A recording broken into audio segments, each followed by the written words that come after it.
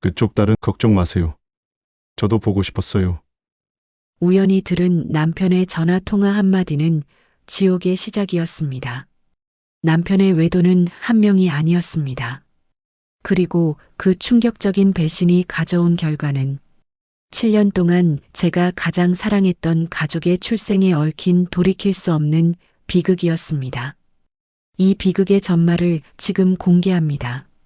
본 사연은 사연자 보호를 위해 등장인물과 상황은 가명 및 각색 처리되었습니다. 저는 올해 이른을 바라보는 평범한 주부입니다. 제 남편 김태수는 서울의 한 대학병원에서 정년까지 일한 내과 전문의였고 우리 두 아들도 아버지를 따라 의사가 되었습니다.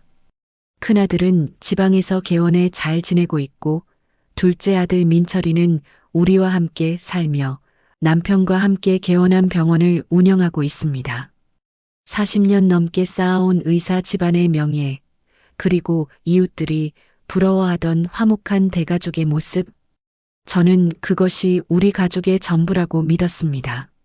손주 준호가 태어났을 때 저는 세상을 다 가진 것 같았습니다. 7살 난 준호는 할아버지를 쏙 빼닮아 똑똑하고 귀여웠으니까요. 하지만 그 모든 것이 하루아침에 무너질 수 있다는 걸 저는 그때 알았습니다. 그것도 제가 가장 사랑했던 사람들의 배신으로. 이 이야기를 꺼내는 것조차 가슴이 찢어지지만 저와 같은 고통을 겪는 분들이 더 이상 없기를 바라는 마음으로 이 사연을 공유합니다. 누군가에게는 드라마보다 더 드라마 같은 이야기겠지만 이것은 제가 겪은 참혹한 현실입니다. 의심의 시작. 그날은 2023년 가을 민철이의 결혼 5주년 기념일이 지나고 얼마 되지 않은 평범한 오후였습니다. 저는 거실에서 준호와 블록놀이를 하고 있었고 남편 태수는 서재에서 전화 통화를 하고 있었습니다. 원래 남편은 통화할 때 문을 닫는 편이었는데 그날따라 서재 문이 살짝 열려 있었습니다. 준호가 화장실에 간 사이 저는 무심코 복도를 지나가다 남편의 목소리를 듣게 되었습니다. 그쪽 딸 걱정은 하지 마세요. 제가 다 알아서 할 테니까. 딸. 순간 저는 멈춰섰습니다. 누구랑 통화하는 거지? 아니, 그렇게 생각하시면 안 되죠. 우리 사이가 어떤 사이인데. 이제 와서 그런 말씀 하시면 섭섭하잖아요. 남편의 목소리에는 제가 한 번도 들어본 적 없는 묘한 감정이 담겨 있었습니다. 다정함과 은밀함이 섞인 부부 사이에서도 쉽게 나오지 않는 그런 목소리였습니다. 다음 주 화요일? 좋아요. 그때 봬요. 예, 저도. 보고 싶었어요. 저는 그 자리에서 얼어붙었습니다. 40년을 함께 살면서 남편이 저한테 보고 싶다는 말을 한 게 몇 번이나 될까요? 그런데 지금 전화기 너머의 누군가에게는 그렇게 자연스럽게 말하고 있었습니다. 통화가 끝나고 서재 문이 열리는 소리에 저는 황급히 부엌으로 들어갔습니다. 심장이 터질 듯 뛰었습니다. 이건 뭔가 잘못됐다는 본능적인 직감이었습니다. 그날 저녁 저는 평소처럼 식사 준비를 했지만 음식 맛이 전혀 나지 않았습니다. 며느리 수진이가 어머니, 괜찮으세요? 안색이 안 좋으신데. 라고 물었지만 저는 아무것도 아니야 라고 대답할 수밖에 없었습니다. 그날 밤부터 저는 남편을 관찰하기 시작했습니다. 평소보다 휴대폰을 더 자주 확인했고 화장실에 갈 때도 휴대폰을 가져갔습니다. 외출이 잦아졌고 학회 모임이니 후배 만남이니 하는 핑계로 저녁 늦게 들어오는 날이 많아졌습니다. 그리고 무엇보다 저를 대하는 태도가 달라졌습니다. 더 친절해졌다고 할까요? 죄책감이 있는 사람처럼 말입니다. 한 달쯤 지났을 때 저는 남편의 카드 명세서를 확인해 봤습니다. 그리고 그곳에서 이해할 수 없는 지출 내역들을 발견했습니다. 압구정동의 고급 레스토랑, 청담동의 호텔 라운지, 그리고 강남의 한 산부인과. 산부인과? 왜 남편이 산부인과에? 저는 떨리는 손으로 그 병원 이름을 검색했습니다. 일반 산부인과가 아니라 난임 치료와 산전 관리를 전문으로 하는 곳이었습니다. 설마 하는 생각이 머리를 스쳤지만 저는 그 생각을 애써 지워냈습니다. 너무 끔찍한 상상이었으니까요. 여보, 이 산부인과는 뭐예요? 결국 저는 남편에게 물었습니다. 남편은 당황한 기색도 없이 대답했습니다. 아, 그거? nin철이 후배 병원인데 자문 좀 해줬어. 왜? 너무나 자연스러운 거짓말이었습니다. 40년을 속이는데 익숙해진 사람처럼요. 무너지는 진실. 진실을 알게 된 건 그로부터 2달 후 설날 대보름이 지나고 나서였습니다. 그날도 저는 온 가족을 위해 음식을 준비하고 있었습니다. 큰아들 가족도 지방에서 올라왔고 거실은 북적거렸습니다. 그때 민철이의 장모님 박순자 씨에게서 전화가 걸려왔습니다. 어머니, 죄송한데요. 오늘 수진이 좀 데려다 주실 수 있으세요? 제가 몸이 안 좋아서. 평소 건강했던 사돈이 갑자기 아프다니 이상했지만 저는 며느리 수진이를 차에 태워 사돈댁으로 향했습니다. 그런데 차 안에서 수진이가 이상한 말을 했습니다. 어머니, 사실은 엄마가 요즘 너무 이상해요. 왜? 무슨 일 있니? 자꾸 아버님 얘기를 하세요. 아버님이 어떻게 지내시는지, 건강은 어떤지. 그리고 어제는 저더러 집에 가지 말라고까지 하셨어요. 이유도 말 안 하시고요. 그 순간 제 머릿속에서 퍼즐 조각들이 맞춰지기 시작했습니다. 남편의 수상한 전화 통화에서 나온 그쪽 딸이라는 말. 그게 혹시 사돈댁에 도착했을 때 박순자 씨는 눈이 퉁퉁 부어 있었습니다. 울었던 것이 분명했습니다. 수진이를 안으로 들여보낸 후 저는 용기를 내어 물었습니다. 사돈댁, 혹시 무슨 일 있으세요? 저한테 말씀하실 게 있으시면. 그때 박순자 씨가 무너지듯 주저앉으며 울기 시작했습니다. 죄송해요. 정말 죄송해요. 사돈댁. 그리고 그녀의 입에서 나온 이야기는 제가 상상했던 것보다 훨씬 더 끔찍했습니다.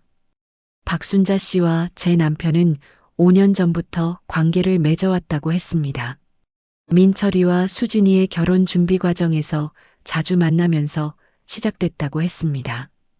명망 있는 의사 선생님이 자신 같은 평범한 과부에게 관심을 보여주는 게 처음엔 믿기지 않았지만 남편은 박순자 씨에게 외롭다, 아내와는 오래전에 정이 떨어졌다고 말했다고 합니다.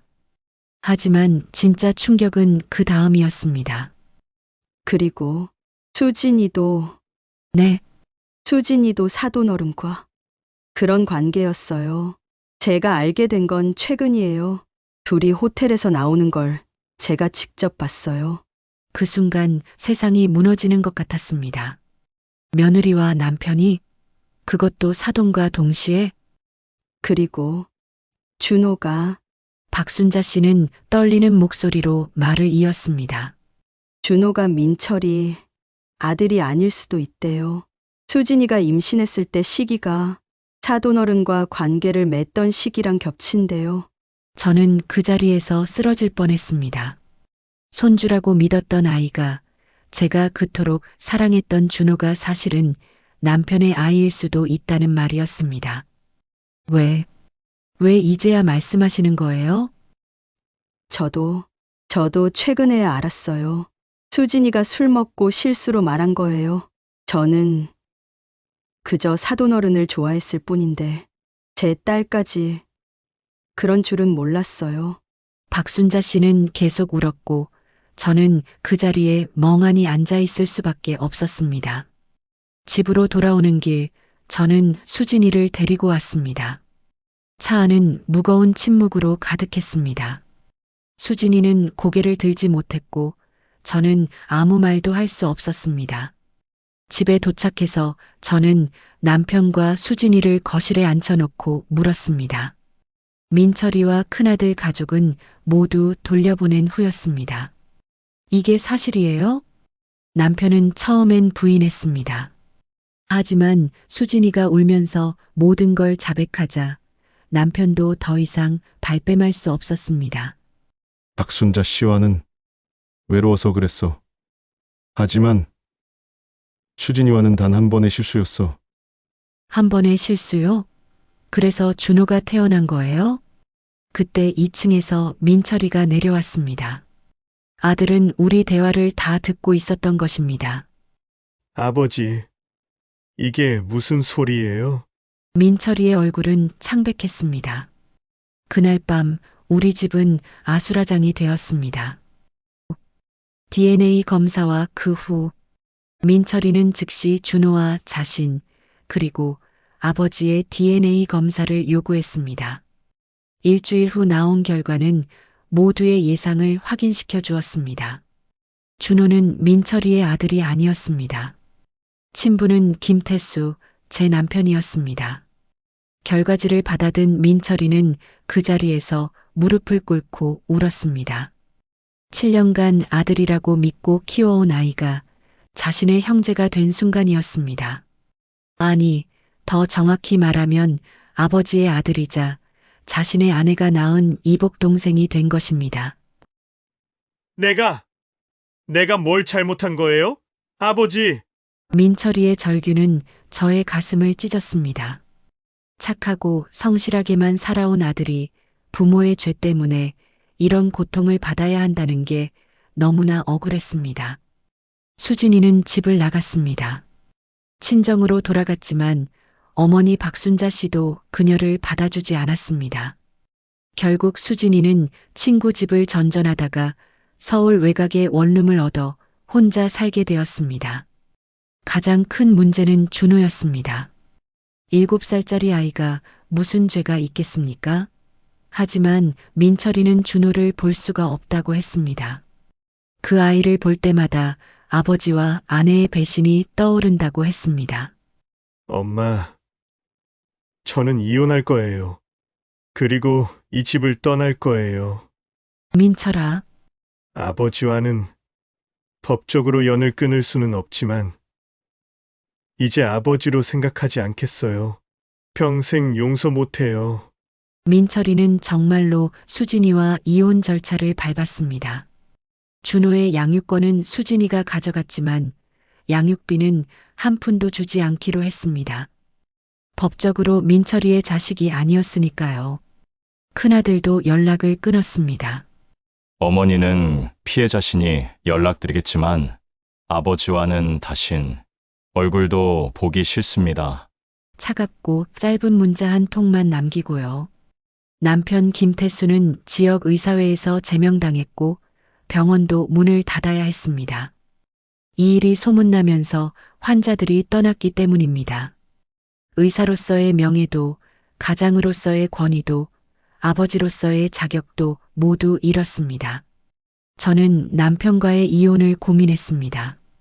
하지만 40년을 함께 산 세월이 그리고 노년에 혼자 남겨질 두려움이 저를 붙잡았습니다. 부끄럽지만 저는 이혼하지 않았습니다. 대신 남편과는 한 집에 살지만 남남처럼 지내고 있습니다. 가장 가슴 아픈 건 준호입니다. 아이는 왜 아빠 민철이가 자기를 안 보려 하는지, 왜 할머니 집에 갈 수 없는지 이해하지 못합니다. 수진이는 준호에게 아빠가 바쁘셔서 그래라고 둘러대고 있지만 아이는 점점 말이 없어지고 웃음도 잃어가고 있습니다. 저는 가끔 몰래 준호를 만나러 갑니다. 수진이가 일하러 간 사이 어린이집 앞에서 아이를 보는 게 제가 할 수 있는 전부입니다. 할머니, 라고 달려오는 준호를 꼭 안아주고 용돈을 쥐어주고 몇 마디 나눈 후 다시 돌아서는 길. 그 길이 매번 너무나 아프고 힘듭니다. 준호는 아무 잘못도 없는데 어른들의 죄 때문에 평생 이 상처를 안고 살아가야 합니다. 아이의 출생 증명서에는 여전히 민철이가 아버지로 등재되어 있지만 진실을 알게 될 그날이 오면 준호는 또 얼마나 큰 충격을 받을까요? 에필로그. 이 사연을 쓰면서 눈물을 많이 흘렸습니다. 한 사람의 그릇된 욕망이, 한순간의 유혹이 얼마나 많은 사람의 인생을 파괴할 수 있는지 뼈저리게 느꼈습니다. 명예로운 의사 집안이었던 우리 가족은 이제 동네에서 손가락질 받는 집이 되었고 40년 쌓아온 모든 것이 하루아침에 무너졌습니다. 가장 안타까운 건 준호입니다. 죄 없는 아이가 어른들의 잘못으로 평생 상처를 안고 살아가야 한다는 것. 그것이 제가 매일 밤 잠들기 전 떠올리는 가장 큰 고통입니다. 저는 이제 준호가 건강하게 자라서 언젠가 이 모든 진실을 알게 되더라도 그것을 이겨낼 수 있는 강한 사람이 되기를 바랄 뿐입니다. 그리고 이 아이만큼은 우리 어른들의 실수를 반복하지 않기를, 진실하고 정직한 삶을 살아가기를 간절히 기도합니다. 여러분은 어떻게 생각하시나요? 만약 여러분이 이런 입장이었다면 남편을 용서할 수 있었을까요? 그리고 준호 같은 아이를 어떻게 대해야 할까요? 댓글로 여러분의 생각을 나눠주시면 큰 위로가 될 것 같습니다. 긴 이야기 끝까지 들어주셔서 감사합니다. 이 영상이 누군가에게는 경각심을, 누군가에게는 위로가 되었으면 좋겠습니다. 구독과 좋아요 버튼도 눌러주시면 더 많은 분들의 이야기를 전해드릴 수 있을 것 같습니다. 감사합니다.